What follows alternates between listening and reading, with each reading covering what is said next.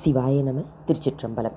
ஞானாசிரியராகவும் ஞான குருவாகவும் எம்மை வழி நடத்தும் நம்பி ஆரூரர் திருவடிகளையும் அண்ணாமலை பெருமான் திருவடிகளையும் மனம் மொழி மெய்களால் வணங்கி மகிழ்கின்றேன். இன்றைய ஞான சிந்தனையில் சொக்கநாத வெண்பா என்ற அற்புதமான நூலில் இருந்து 78வது பாடலை சிந்திப்பதற்கு திருவருளும் குருவருளும் கூட்டியுள்ளது. 78வது பாடல். உன்னை விட நீங்கும் உயிர் ஒன்று இல்லை, ஆதலினால் என்னை விட நீங்குவதும் இல்லை நீ. பொன்னை விட பூந்தேன் அலருடையாய், பொங்கும் மதுராபுரியில் வேந்தே பிரியா விடை. இன்றைய பாடல் நமக்கு ஒரு அற்புதமான ஒரு புத்தகத்தை நினைவுக்கு கொண்டு வரும் விதமாக அமைந்திருக்கு. அதாவது கடவுளால் முடியாத செயல்கள் அப்படின்னு சொல்லி ஒரு புத்தகம் இருக்குது. ஆதீன வெளியீடு தான். அதை நாம் படிக்கும்போது கடவுளால் முடியாத செயலா அப்படின்னு ஒரு கேள்வியோடு தான் அந்த புத்தகத்தையே நாம் எடுத்து படிப்போம். ஆனால் அதில் சாமியால் முடியாது அப்படின்னு சொல்கிற ஒரு செய்தி நம்ம எல்லாருக்கும் ஆறுதல் தரக்கூடியதாக இருக்கும். அது என்னன்னு பார்த்திங்கன்னா, சாமியால் ஒரு உயிரை விலக்கி வைக்க முடியாது. இப்போ ஒரு நாடு இருக்குதுன்னு வச்சுக்கோமே, ஒரு மிகப்பெரிய துரோகி நாட்டில் ஒரு மிகப்பெரிய தேச துரோகி இருக்கிறாங்க அப்படின்னா அவனையோ அவளையோ என்ன பண்ணுவாங்கன்னா நாடு கடத்துவாங்க, இல்லைன்னா எங்கேயாவது தூக்கி வெளியில் போடுவாங்க, இல்லைன்னா மரண தண்டனை கொடுப்பாங்க. இப்படி ஏதாவது ஒன்று பண்ணி அவங்கள இல்லாமல் செய்திருவாங்க. ஆனால் ஒரு உயிரை இல்லாமல் செய்ய முடியாது. ஏன்னா உயிரோட தத்துவம் என்றுமே நிலையாக இருக்கக்கூடியது தான் உயிரோட தத்துவம். உடலுக்கு தான் அழிவு உண்டே ஒழிய உயிருக்கு அழிவு கிடையாது. அப்படி இருக்கும்போது பெருமானால் இந்த உயிரை அழிக்க முடியாது.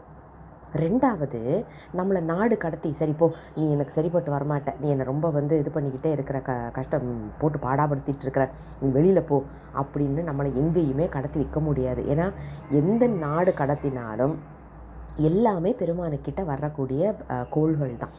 சரி, இங்கேருந்து உனக்கு வேணாம், நான் உன்னை தூக்கி மார்ஸில் போடுறேன், உன்னை தூக்கி இதில் போடுறேன், சந்திரனில் போடுறேன் அப்படின்னா கூட அதுவும் பெருமானோட கட்டுப்பாட்டில் இருக்கிற ஒரு கோள் அப்படிங்கிறதுனால பெருமானால் ஒரு உயிரை விட்டு விலகவே முடியாது, ஒதுக்கி வைக்கவும் முடியாது.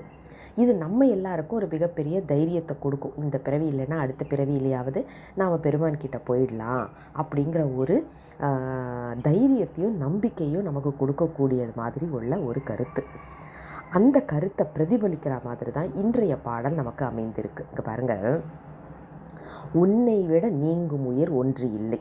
உன்னை விட்டு ஏதாவது ஒரு உயிர் எங்கேயாவது வெளியில் போகுது அப்படின்னு சொல்ல முடியுமா சாமி? கிடையாது. ஏன்னா எல்லா உயிருமே உன் கூடையே இருக்கக்கூடியது. நமக்கு சாமி என்னைக்கு இருக்கிறாரோ அன்னைக்கே ஆணவமும் இருந்திருக்கு, அன்னைக்கே உயிரும் இருந்திருக்கு. என்று நீ அன்று நான் அப்படின்ற மாதிரியெல்லாம் உள்ள பாடல்கள்லாம் நம்ம இங்கே பார்க்குறோம். பெருமான் என்னைக்கு இருக்கிறாரோ அன்னையிலேருந்தே நாமளும் இருக்கிறோம். அதுக்கு காலமும் கிடையாது, ஆதியும் கிடையாது, அந்தமும் கிடையாது, ஆக்கமும் கிடையாது, அழிவும் கிடையாது. அப்போ உன்னை விட்டு ஒரு உயிர் நீங்குது அப்படின்னு சொன்னால் அது நடக்காத செயல் சாமி. அதனால் என்னை விட்டு நீயும் நீங்க போகிறது இல்லை. அதனால் ஆதலின் என்னை விட நீங்குவதும் இல்லை நீ அதனால் என்னை விட்டுட்டு போயிட போறியா? நானும் ஒரு உயிர் தானே. அப்போ என்னை விட மாட்டேன், நீ விட முடியாது உன்னால். ஆனால் நீ என்ன பண்ணுற? ஒரு பிரியா விடை கொடுக்குற. எப்படிப்பட்ட பிரியா விடை அப்படின்னா, என்னை பிறவின்னு ஒரு இடத்துல போட்டு உன்னை கொஞ்ச காலம் நான் மறக்கிற அளவுக்கு செய்கிறல்ல, அதுதான் நான் உனக்கு கொடுக்குற பிரியா விடை. பெருமான் நம்மளை நினச்சிக்கிட்டே தான் இருக்கிறாரு, ஆனால் நம்மளை தான் மறக்க வைக்கிறாரு. நாம் தான் மறந்து போயிடுறோம் சாமியை. அப்போ நாம் மறந்து போயிடுறோம் அப்படிங்கிற அந்த மறந்து இந்த பிறவி எடுக்கிறோம் அப்படிங்கிறது தான் பிரியா விடை அப்படின்ற ஒரு குறிப்போடு நமக்கு சொல்கிறாரு. நம்பி ஆரூரர் நமக்கு பெருமான் கூட சுந்தரராக இருக்கும்போது அவர் நந்தவனத்தில் போய் மலர் பறிக்க போகிறாரு. அப்போ 2 பெண்களை பார்க்குறாரு. திருப்பியும் பெருமான்கிட்ட போகும்போது மலர் எடுத்துகிட்டு போகும்போது பெருமான் கேட்குறாரு, நந்தவனத்தில் என்ன நடந்தது சுந்தரா அப்படின்னு கேட்குறாரு. அப்போ சுந்தரர் சொல்கிறாரு, 2 பெண்கள் இருந்தாங்க, அது எல்லாத்தையுமே உண்மையாக நேர்மையாக சொல்லிடுறாரு. உடனே சாமி சொல்கிறாரு, இதை நீ உனக்கு ஆசைப்பட்டுட்ட, அதனால் அதை தீர்த்து கொள்வதற்கு நீ பூமியில் போய் பிறக்கணும் அப்படிங்கிறாரு. கதறாரு.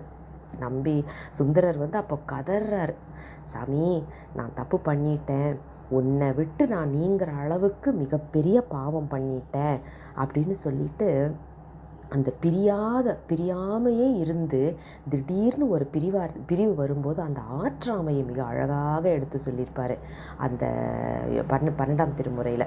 அதை படிக்கும்போது ஒவ்வொரு நாளும் நாம் வந்து அதுக்கு கண்ணீர் வடிக்காமல் இருக்கவே முடியாது. அப்படிப்பட்ட பாடல் வரிகள். இது நம்ம ஏன் நினைவுக்கு வரணும் அப்படின்னா, பிறக்கும்போது ஆஹா அடுத்த பிறவிடா சாமி அப்படின்னு சொல்லிட்டு வரக்கூடாது. சுந்தரர் கேட்டா மாதிரி நாமளும் கேட்கணும். மையல் மானுடமாய் மயங்கும் வழி ஐயனே தடுத்து ஆட்கொள்ள வேண்டும். எத்தனை மயக்கங்கள் நமக்கு இந்த பூமியில் இருக்குது. இதில் இருந்து நம்மை தடுத்து ஆட்கொள்கிறதுக்கு யார் வரணும் அப்படின்னா சிவபெருமான் மட்டுமே தான் வரணும். அவருக்கு மட்டுமே தான் செய்யவும் முடியும். அதை தான் 78வது பாடல் மிக அழகாக எடுத்து சொல்கின்றது நமக்கு. மீண்டும் அடுத்த பாடலோடு விரைவில் உங்களை சந்திக்கின்றேன். தென்னாடுடைய சிவனை போற்றி, என் நாட்டவர்க்கும் இறைவா போற்றி, அண்ணாமலையம் அண்ணா போற்றி, கண்ணார் அமுத கடலையே போற்றி. சிவசிவ திருச்சிற்றம்பலம்.